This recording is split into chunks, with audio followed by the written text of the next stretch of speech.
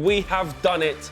A 9th European final awaits Ruben Amorim's boys. They got the job done. I would say the worst season I have reported on since, in 13 years. But it's all coming good at the right moment. We all have to get behind him because he will be the guy that starts in that Europa League final. Dare I say it, getting you to challenge for a title within the next 2 or 3 seasons? Am I allowed to say that? Is that too optimistic? No. Do they deserve to get into the Champions League? He's never won a European trophy in his life. Why is he qualified to tell us about who should be doing what? We deserve it. We have performed exceptionally in Europe. It's hated, adored, never ignored. This is because it's Man United, and rival fans are starting to think, I tell you what, my own team hasn't even won anything. How are these not going to do it again? Deal with it. I still always say, it's only Spurs. We cannot lose to Spurs in the final. United know how to win a trophy. It's that, and I think that is the bottom line. It would be devastating for them. Good. It would be absolutely, and look, not just devastating, it would be normal for them. It would be, let's not, no, don't imperfect, no, it would be normal. It would be very normal. To lose. Hello and welcome to Inside Devils talkSPORT show, keeping you up to date with everything coming out of Old Trafford. We have done it. A 9th European final awaits Ruben Amorim's boys. They got the job done against Atletico Bilbao. Tottenham Hotspur will play us in Bilbao, and we'll get stuck into all of that over the next 45 minutes. Joining me in the studio this week, of course, is Angelina Kelly and Ryan Statman Douglas. And a big welcome back to our good friend, Jamie Jackson. He is joining us down the line. A big wave there from Jamie. Let's get stuck into the night that was then. Despite going 1-0 down in the first half to a phenomenal strike, Bruno and the boys composed themselves and hit Bilbao for 4 to cement their place in the Europa League final. Let's hear what Ruben Amorim had to say post-match. Was a good result. I think if you look at both games, was so much tougher than if you look just to the result. We have so many weaknesses, and you can understand that in the game. But we are fighting, and we managed to pass. I think we deserve, if you look at 2 games, to be in the final. Ruben Amorim there, clearly excited, happy that we got to a final. But listen, I heard some more post-match stuff from him. He said, it means nothing if we don't win it. We have to win it. Ange, for you, we did go 1-0 down, and you started to maybe think, they can't, can they? They're not going to capitulate. But how impressed was you for us to compose ourselves and get back on track? Yeah, I was impressed. It was frustrating because I'll be honest, I had been at the Arsenal PSG game and I was actually travelling back with the first half. I watched the second half. So first half I was listening to, and I was like, this sounds like Bilbao are the better side here. I don't like the sound of this. This is not sounding good to my ears. But I think it is frustrating. It is very Man United at the end of the day that you are, you've got this opportunity. You're 3-0 up, you're at home. But the talkSPORT commentary was saying it still felt nervous. Like the fans still felt nervous and the fans were amazing. But yeah, I think when that goal went in, I'm like, oh my God, I can't do this. I can't do another night of this stress. But the way, like you say, that they managed to bounce back. Did you guys see the pictures of Ruben Amorim's hand?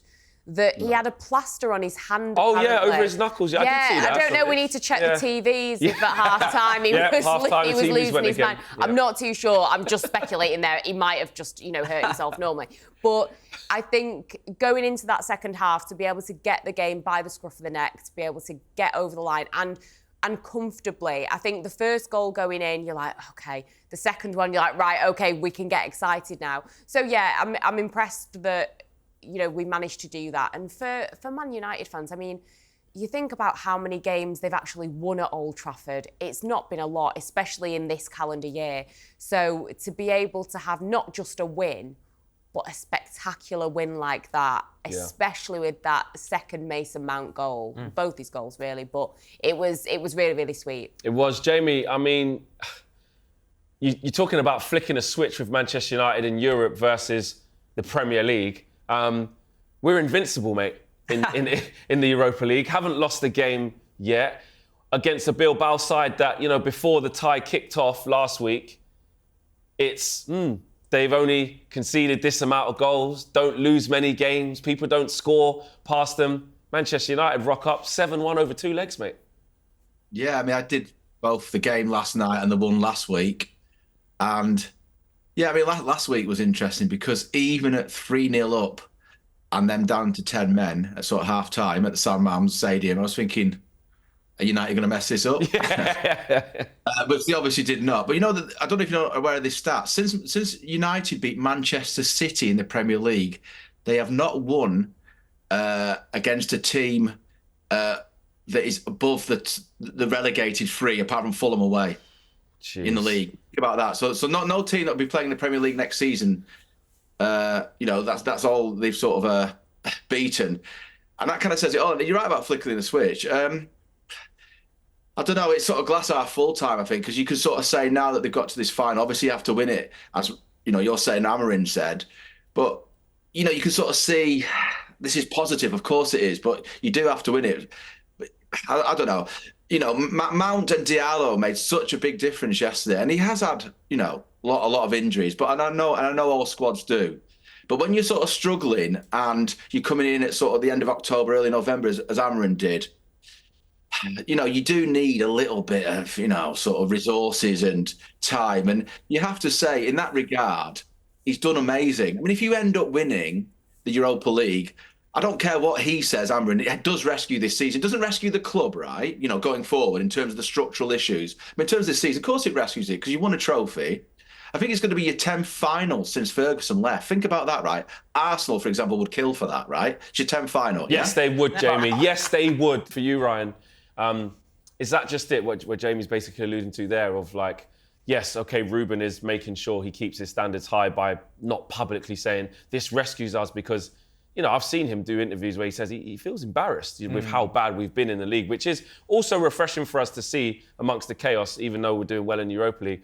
But winning this Europa League, could it put the soul back into Manchester United? Is it like sort of putting the key in the ignition and saying, right, now we're ready to start under Ruben Amorim? Because like Jamie said, you lose this in terms of the money that we can get, up to £100 million for getting into the Champions League. Transfer-wise, it could set you back a year versus put you forward a year or two. Do you know what?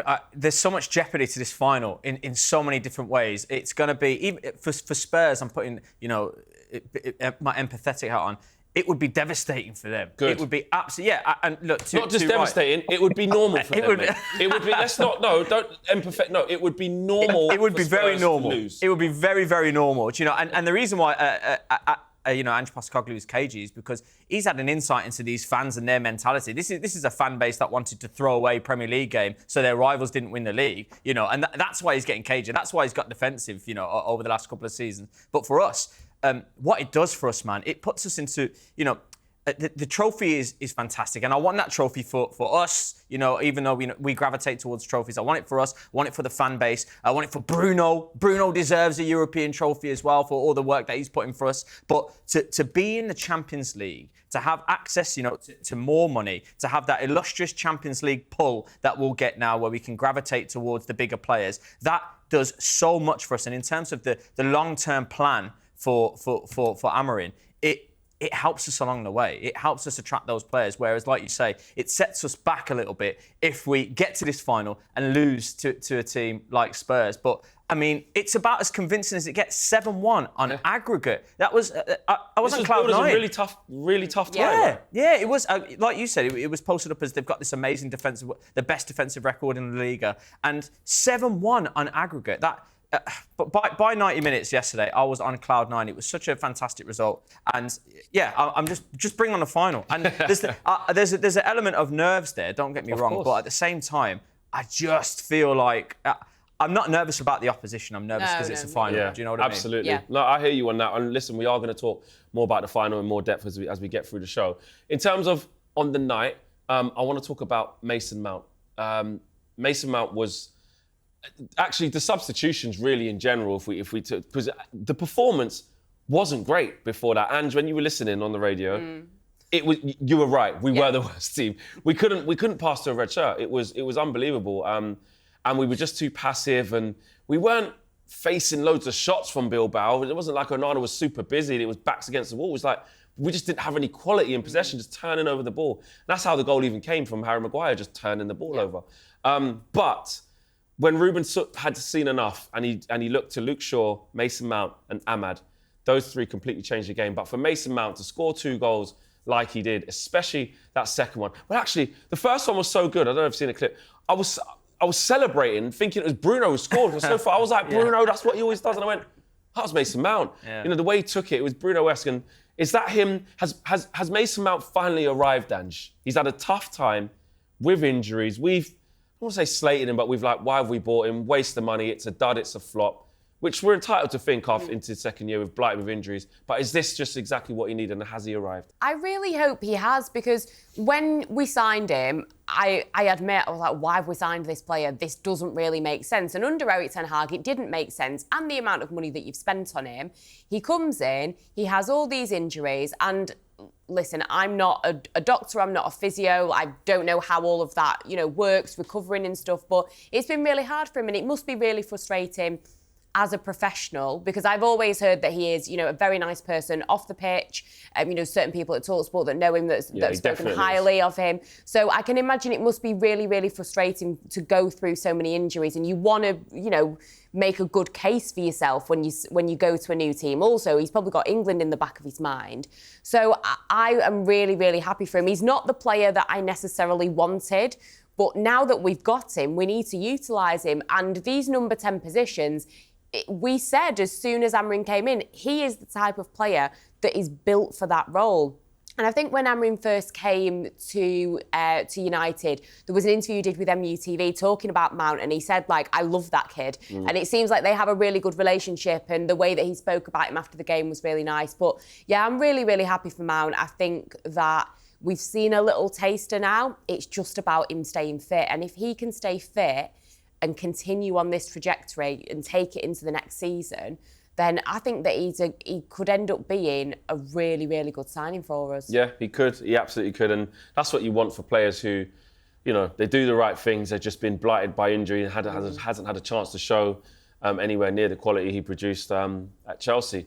Jamie, another individual who changed the game last night was Ahmad. That change on the hour mark when Garnacho came off the field and Ahmad came on. You was in the stadium as well, like myself.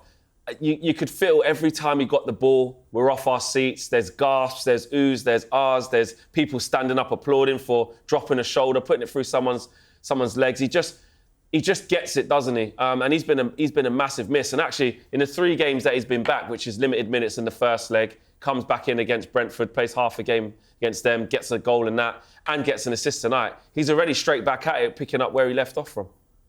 Yeah, and that's what's been really impressive, Flex. The fact that he's just kind of continued as he was before he got this sort of quite serious ankle injury. I mean, instantly when he came on yesterday evening, there was a run down the right. I can't remember who he exchanged the ball with. But suddenly he was in behind. And it was like, wow, look at the impact. And he obviously set up Højlund's goal. But what I like about him is he's direct, but he's also got, he's got a bit of physicality for very strong. Yeah, deceivingly strong. He's not the tallest or the biggest. He's not the most robust physique if you look at him, but he's strong. So he's obviously worked on that, and he's just class. It's an interesting one. I'm always interested by players who do this when they've been at a club for quite a while. You think, well, what was seen in training sort of 2 or 3 years ago when he wasn't getting an opportunity? I don't know whether it's the change of manager or whatever, but he just looks like a United player. And when I say that, I mean like a proper player. Not necessarily a squad player, someone who should be starting, who's making a difference. United players, especially, I think in all positions, but especially midfield and attack, have to be able to win a game every now and then. And that's what I mean. They have to do that for the team. Whereas you shouldn't be at the club. He has kind of sort of been picking Rasmus in terms of trying to get his confidence up. And then actually, when we saw Chido start against Brentford in true Manchester United fan fashion, we then go, oh yeah, probably needs a bit of time. We always do it. I tell you what, get Højlund out, just get Chido on. He'll do it. He'll come on against Fulham. More chances than Rasmus. And he plays against Brentford, and we're like, yeah, that's poor Chido. He needs a little bit of time. That's just what we do as fans. But for you, Ryan, on Rasmus, listen, he has taken a lot of criticism. He has had a really, really difficult time, especially this season. He got a lot more grace last season with it being his first season. But Ruben is persistent with him, especially as Joshua Zirkzee is out. He's our only recognised number 9. Obviously, yes, Chido is there behind him, but he's got to be patient. He's a young kid. Yeah. He gets his goal last night, which he could not miss because Ahmad put it on a plate. Yeah. But for him, when you're looking for good patches of form, or just for one more game in the final, you know. And he was good away at Bilbao as well. How big was it for him to get that goal, and how important can he be for us? Well, like we've just alluded to there, you know, we've had a terrible season, but there's certain players now that are just starting to come into a bit of form in the right part of the season, considering there's nothing we can do in the league, and this competition's all we've got. I mean, Højlund, fair play to him. He couldn't miss it. That was a fantastic ball through the defender's legs. Look, it was an amazing ball. But that's exactly what he needed. He needed that. He's had to architect a few of his own chances, and he's missed those and he's scuffed those here and there. And we've all been on him. We all want him to perform better. But one thing I will say collectively, we all have to get behind him, because he will be the guy that starts in that Europa League final. So we all have to get behind him. But he's coming to a good run of form. I know we start kids. I do wonder maybe against West Ham whether we do start Højlund, whether we maybe even start Mount for 50, 60 minutes just to see, is there something there? Could you potentially, you know, crowbar your way into the squad for the Europa League final? 3 goals in 2 games for Mason Mount. Exactly. So look, I think, yes, kids, don't get me wrong, but I would like to see a Højlund start either between Chelsea or West Ham, just to keep that momentum going. As I say, I was calling for him to be dropped and Xerxes to start, but now I've gone the other way, and I think, actually, can you start another game before the Europa League final? But there's loads of players around the park. Casemiro, that was what I was going to talk about next. Gosh, I mean, he's really coming into his own in the latter half of the season. And I asked the question before to the panel, just to ask the question for its sake. You know, who is Amorim bringing the best out of? Well, he's brought Casemiro from the depths of get him out to, wow, this guy needs to start every week now. So he's bringing the best out of Casemiro again. So there's a few individuals here, like you say, Luke Shaw looked great when he came on as well. Mason Mount. Played left wing back. Yeah. Never thought I'd see Luke Shaw there ever again. I know, we're rolling back the years, and he has been the best left back in the league at points. Don't get me wrong. So look, there's a few players that are standing up to be counted at the right part of the season as well. And Højlund, yeah, he's one of them. He's bagged a few goals. That's what we're starting him for. So I'd like to see a start between now and the Europa League final, I have to say. Yeah, absolutely.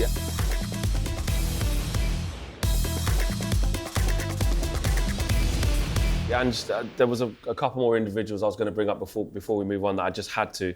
Ryan just touched on one there, Casemiro. Yeah. I mean, I saw a stat that he started 5 of the first 15 games under Ruben Amorim. Then he was out for a long period, and then the next sort of 15 to 20, we know how ever present he's been on the team sheet, one of the first names on the team sheet, and especially in these European games. You know, this is a guy that's won, was it 5 Champions Leagues? Was it 4? I lose count. He probably loses count. 5 Champions Leagues. And it's almost like when he has to play in these types of, when we're a little bit nervy as fans, we're like, oh, but we're not good in Europe. He's like, especially in Spain, you think I'm worried about going to play Bilbao? I've done that in my sleep with Real Madrid countless times. You think I'm worried about going to the Nou Camp when we got a draw there? I remember he was fantastic in that game. You think I'm worried about going to Sociedad? And he just sorts things out. And he was brilliant again last night. And the turnaround in him from Jamie Carragher's leave the football before the football leaves you. You know, we were saying you better start learning Arabic because you need to go to Saudi. And now he's one of the first names on the team sheet. Yeah, I know that Carragher clip is rearing its head. Everyone's pulling that up on socials. I think with Casemiro, it was interesting. When I spoke to Alvaro Romero, the Spanish football expert and the Athletic Bilbao fan, he was saying that he thinks that Casemiro has played a very, very key role in this fixture. And you touched on it, Flex, you know, having that link of playing with Real Madrid. Amorim spoke about the first leg, about certain people being nervous. And he was saying, you know, I feel like Casemiro will have gone and said, listen, this is the atmosphere in Bilbao. This is what you guys need to expect. This is how we need to manage it. And I think that he probably did play a role in, like you say, other Spanish teams that we've faced. Listen, tactically, is he going to know the ins and outs? Of course he's not. But he's got the experience of facing them, even if it is just little things like be prepared for the fans in the stadium, little just things like that. handling the environment. Yeah, so, but I think he's been absolutely amazing. And I think I criticise players sometimes for just showing up for the glamorous events. But, you know, we really will, as we've progressed in this tournament, you know, you really do rely on your experienced players. And you could not get a more experienced player when it comes to European football, really, than somebody like Casemiro. So his expertise, I believe, have been absolutely invaluable in this tournament. And it's just great to see. I mean, you look at him, and not trying to get into any kind of like fat shaming or anything here, but he looks like he's lost quite a lot of weight when you compare it to the beginning of the season. Yeah. And I think from what Amorim said, if I'm trying to read between the lines, he clearly wasn't good enough.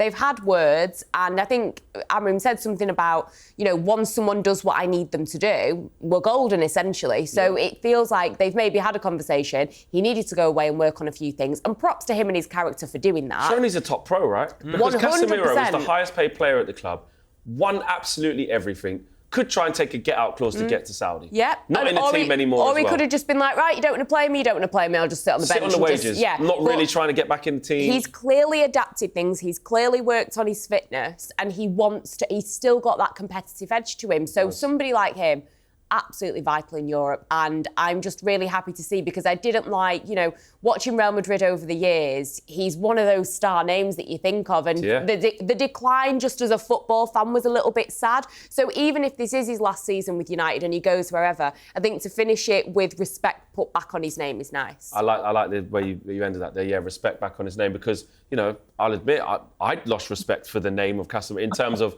what he'd been doing at United. It's like, Jamie, that Crystal Palace game with that infamous Monday Night Football, was it Friday night, whatever it was? Even I thought, Jamie's right here. He's. But it just shows you tighten up. You don't have as much gaps for him to be exposed in, and you use the player in a different way. And all of a sudden now he's not finished anymore. One more individual that I have to touch on, Jamie, is young Lenny Yoro. Yes. 19 years of age now. I caught up with him in the mix zone afterwards. I asked him about how he'd been taking on some of the information and advice from Ruben Amorim and Rio Ferdinand, and he said these guys are, top guys, especially Rio. If somebody like that gives me this type of advice, I have to listen. I'm trying to do my best. He also said to me that he's 100% fit now, so he's at his optimum level, which of course he struggled with injury. But my goodness, Jamie, he's I say quietly, probably loudly now, but he's having this way of just putting his feet under the carpet and looking like a proper defender, one that was Madrid bound. Yeah, I saw those calls. I didn't realise they were from your dulcet tones. Well done. Oh, sorry, mate. Sorry. Yeah.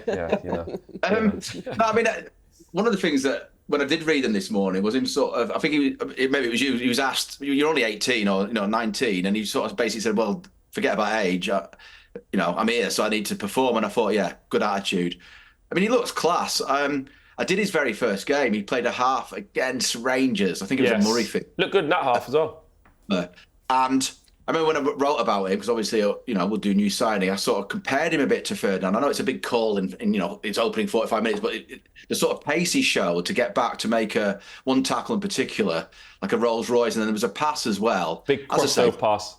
That's right, yeah. I remember, I was there, Again, really pleased for him. You'd love, I love to see sort of a young player come into any club and sort of walk the talk, if you like. And quietly, he's been playing that sort of left centre-back role and just purring along. Had that injury, obviously had happened in Los Angeles, wasn't it? That game, when Højlund also went down.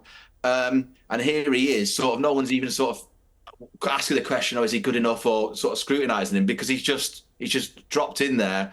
And basically, so again, another really... It's amazing how positive this is, because, United are in this final, but he does deserve it. And you just hope that he doesn't get another injury, a bit like Mason Mount, as Andrew was saying, and just sort of, because there has been so many injuries at your club the last sort of 2 or 3 seasons, going back to Ten Hag and this one, and you just wonder the difference it will make.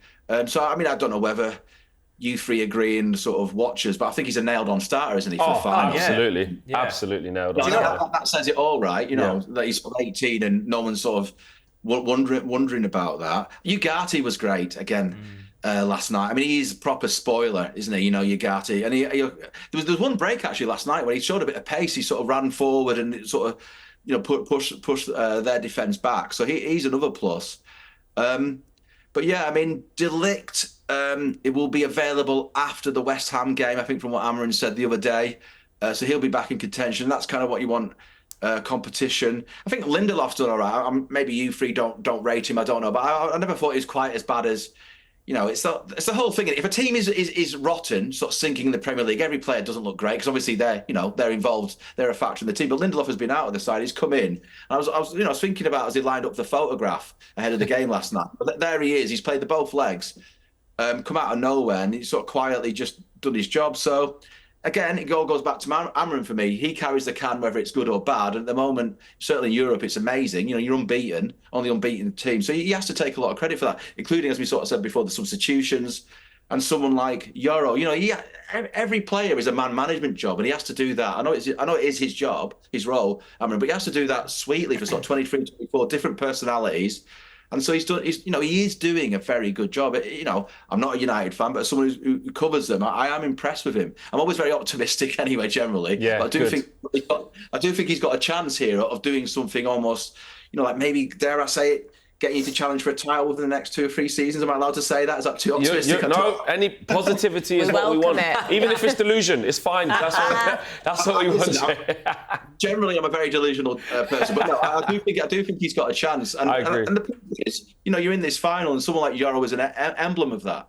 Do you know what? One thing I'll add about Lenny Yoro as well, guys, which, bearing in mind his age, the composure is the thing that impresses me the most. He looks like he's walked these corridors before. He's got a level head on his shoulder. But lest we forget, Thierry Henry called him out in like disgusting fashion, in my opinion, where he's looking over at the linesman. I've never seen that before. When you've clearly seen that before, to get a critique from someone like that, you know, a fellow countryman, and to bounce back since that criticism in the manner he's done at someone his age shows a lot about the character as well, which is what we need at this club. So completely agree with everything you've said. Plus that, we've got a hell of a player on our hands. Yeah, we do. And you know, even criticism of, I remember one of his first games, Forest. Chris Wood at the back post, bang, there you go. Welcome to the Premier League, son. One of those. Sulemane at Southampton, remember that game? At Old Trafford, he got absolutely roasted on that outside right position. And he said, I remember seeing an interview on one of the stations that he said, I watched that back about 100 times in private just to get my head around why I got skinned, what was going on. Yeah. So all these little teething problems that a young, fairly inexperienced centre-back would have. I mean, I don't know many centre-backs that come into this league. Look at Dean Howson at Bournemouth, he's a little bit older, but there's not many young centre-backs that come into the Premier League and play for Man United or play at that level, albeit overall as a team have been bad, but get tasked with doing that. Especially, you look at someone like William Saliba, who was on loan for about 3 years before he came back into the fold to play consistent Premier League football. Yeah. So that just shows you how difficult it is, especially in that position. So Lenny's doing absolutely brilliantly, and it's great. It's great to see. And for you, just in terms of us in general, I think it's like 14 games unbeaten now in Europe. Like I say, I always joke that, you know, once we win this Europa League, I want it to be gold. I want an invincible trophy. I want an invincible Europa League trophy. I want it different than the rest. We haven't lost a game, mate, right? Yeah. But why is that, Ange? Why? What is it about the Europa League that has made it so, I don't want to say easy for us, but so sort of comfortable for us that where we're more acquainted to that than the Premier League?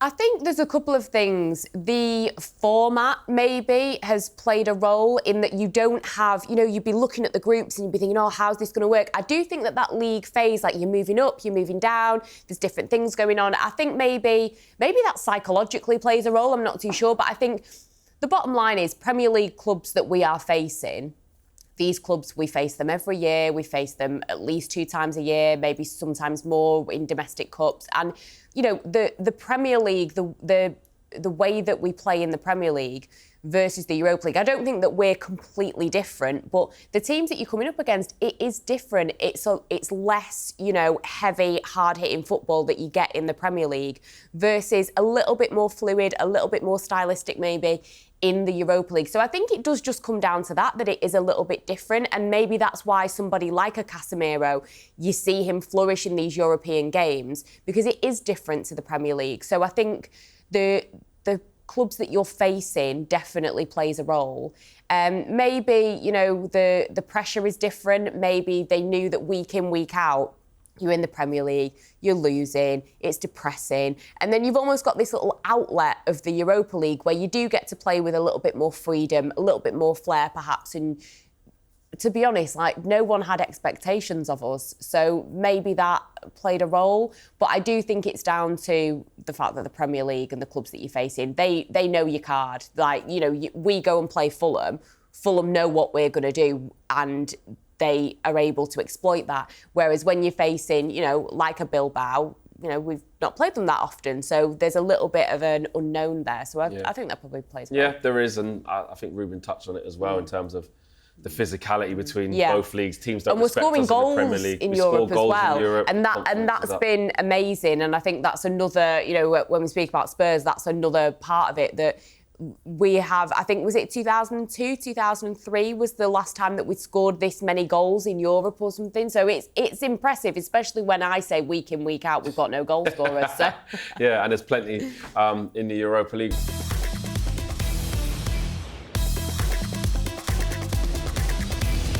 Right, so before we get stuck into the build-up for the final, Ryan's back in the studio. So, of course, that means he's brought up another feisty debate with him for us to sink our teeth into. Ryan, what have you got? Well, honestly, it's annoying me, this debate, to be honest. And so I had to bring this to the studio.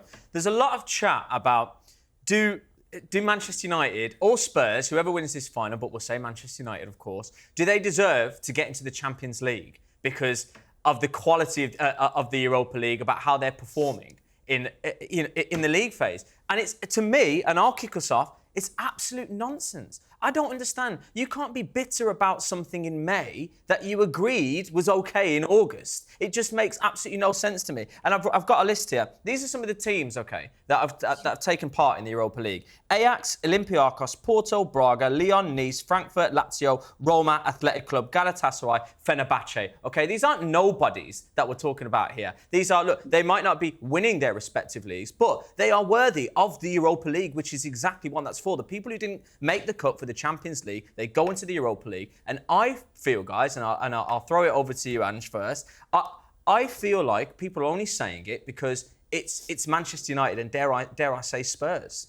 Yeah, I mean, what is it Crookie always says, you know, hated, adored, never ignored. I think this was kicked off. Was it Arsene Wenger who kicked this off? Yeah. Stirring his little pot. He's contributed. Stirring his- Never won a European trophy in his life. Why is he qualified to tell us about who should be doing what? Where's he come from? Like, he's suddenly just rocked up with something to say. It's like, you know what? Just shut up. Like, it's just annoying. Like, I just feel like you say, it's because it's Spurs and it's because it's Man United. Yes, we've been poor, but we have been very good in Europe. Like I said, you know, we've scored 31 goals this season in the Europa League, more than any other side. 2002, 2003 and the 2020 and 2021 seasons are the only times where we've scored more in a single campaign in major European competition.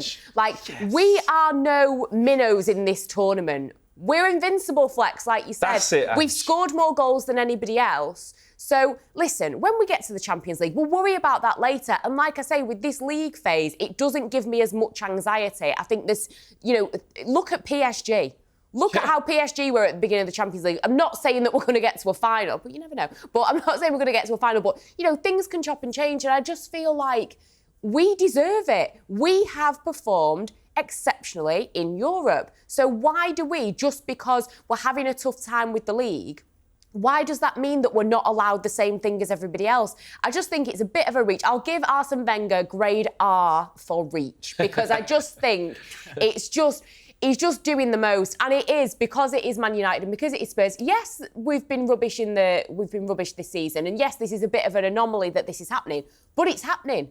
Get comfortable with it. It's the rules, yeah. Listen, I'm grade J for jealous, mate. That's what I'm giving him. Jamie, for you, J for Jamie as well. For you, do you agree? Do you agree with some of this, some of the sayings that United or Spurs or whoever wins the Europa League shouldn't be getting into the Champions League, or is this just become a thing because United and Spurs are at record lows in the Premier League? People are starting to think actually that doesn't sit right with them. Yeah, I think it's brilliant that United and Spurs could go into the Champions League. Listen, Manchester United is massive, right? I think it's ace for the competition. It's the biggest name in the competition. Has got to the final. If you're UEFA, and by the way, anyone who loves football or who actually doesn't even have an opinion on sport or football knows who Manchester United are. So it's glamour, isn't it? You know, again, it goes back to the size of this, this massive club that even when struggling can still knock out a Europa League final. You know what I mean? When all sorts of things are going wrong. I thought Postecoglou can be a little bit sometimes, but he's actually quite funny when he sort of said, "Oh yeah, this is an age-old debate. It's been raging for at least 8 days, basically, since you think fair play to him, for once. He's quite pithy and actually quite funny. Yeah. right, football can change, within a week or a summer. So what you just said then, Ange, United may well, win this competition and do really well in the Champions League. Why not? It's Manchester United. Amorim's going the right way. He gets free players with the money. Gyökeres might be on the cards. I mean, he might be on the cards anyway if he makes some sales. But you know what I mean? You come out of the summer and you've got 5 players, and and they're all Amorim playing. Wait a minute, Diallo's still fit. Mount is. Euro's another, a season on. Højlund's been scored. You know what I'm getting at? It changes, doesn't it? Of course it does. Look, it does. It's got to start somewhere. So, and I actually think the carrot of getting into the Champions League, via winning this, is the right idea, because then teams like Manchester United and whoever else take it seriously. And so I don't understand. Well, I do understand. It's jealousy. It's just jealousy. Everyone. A lot. I get it a lot. I'm accused all the time of being a United fan, as if it's some sort of bad thing, because I happen to cover the club. You know what I mean? Because it's Manchester United. Simple as that. So no, I think it's excellent. And actually, whatever your opinion about Spurs, it's still a big name, I would say, in our country. I know they never win anything, but they're still quite a big club. And so for them to be there as well, again, adds a little bit of glamour. And so, I would just say to those critics, tough. Yeah, just deal with it. I mean, for me, I like, it is pure jealousy. I think Gabby, shout out to Gabby Agbonlahor, he was doing the rounds. He's banging on about Villa trying to scrape in for 5th. When's the last time Villa won anything? Why should you be able to finish 5th and get into the Champions League? Why is that different? This is it. If you flip the script, you look at some of the teams that have been performing really well in the Premier League, and you might think, obviously, like Forest aside, but, if you took, for argument's sake, let's say that, like, Brighton were, in the top, well, why should they get to go in the Champions League? Because, they don't really compete in that. You could make a point for that. But I think what Jamie said there was really interesting about UEFA, because when you think about it, let's be honest, as just football fans, people are watching the Champions League because it is the creme de la creme of European football. With the Europa League, people sort of have an eye on it, but people don't really care as much. Depends who's in it. This season, people have cared more about the Europa League, you could argue, than they have about the Champions League. So, like you said, Jamie, the glamour and putting the spotlight on the Europa League, UEFA should be rubbing their hands together and actually thanking United and Spurs and giving them a bit of an extra bonus. And they will be, because this criticism is not from them. No. This is from, they've set out, this has been like that for a decade. Why in May, like what Ryan said, did nobody, before a ball was kicked, did anybody go, I tell you what, I've been sitting there thinking, I think it's an absolute disgrace that whoever wins this Europa League this year, even if they get relegated, is going to be in the Champions League next year. It's a total trap. Nobody did it. No. Nobody did it. It's because it's us, it's Man United. And last time I checked, football's like a tier system, right? So you get rewarded for actually doing things. So Manchester United, or Spurs, but I'm going to say we're going to win it, would have proved that we're the best in this European competition. You know what your reward is? You get to go to the Super Cup and play the winners of the Champions League to put yourself against better opposition. You know what the reward is? You get to be in the Champions League with better opposition. Let's see how you do then. So it's the same with the Conference League. You do all right in that, see how you do in Europa League. Is it a disgrace that someone who wins the Conference League gets to go in Europa League? No, it's not. It's already a disgrace in the Champions League, like I said, that up to 5 teams can get in it. No, 4 of which are nowhere near being champions, by the way. Nowhere near. Arsenal nowhere near being champions of England. Neither are Aston Villa. Neither were Newcastle when they got in it. So let's stop this because it's Man United. But at the same time, Ange's right. Crookie's right when he's here. It's hated, adored, never ignored. This is because it's Man United. And rival fans are starting to think, I tell you what, my own team hasn't even won anything. How are these not going to do it again? Yeah. This is their worst ever period. As United fans, in our lifetime, we've never seen ourselves this bad. But guess what?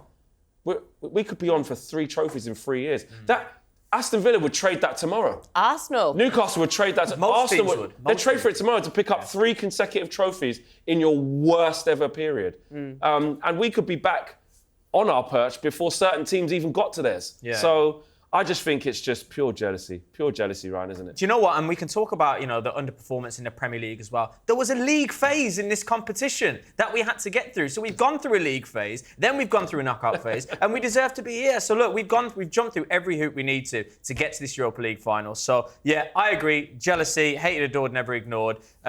Deal with it. Just deal with it. Like our head coach says, if they want to change the rules, change it. But they won't change this year. Just deal with it. This is what it is.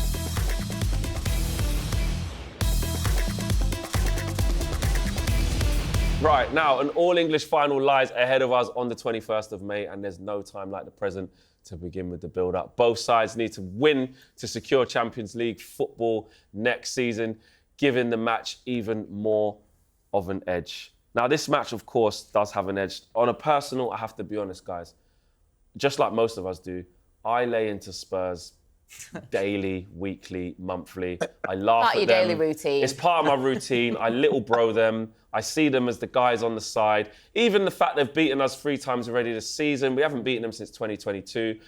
I still always say, it's only Spurs. Like Sir Alex says, Spurs. But this is a European final. Of course, we have a lot that goes in our favour, the history of winning trophies, what it means to our football club. We're used to delivering trophies versus Spurs, who don't have that rich tradition and history, Ange. But, I mean, we cannot, I repeat, we cannot lose to Spurs in the final. I can't tell you how many Arsenal fans I have had messaging me. I'm nervous. You guys need to win this. I'll wear a United shirt. I'll wear a scarf and watch the game. Like, you cannot let Spurs... Like, the amount of Arsenal fans now that are shaking and are just ready to become United fans for one night only. I think when you look at this, they have beaten us 3 times, like you say.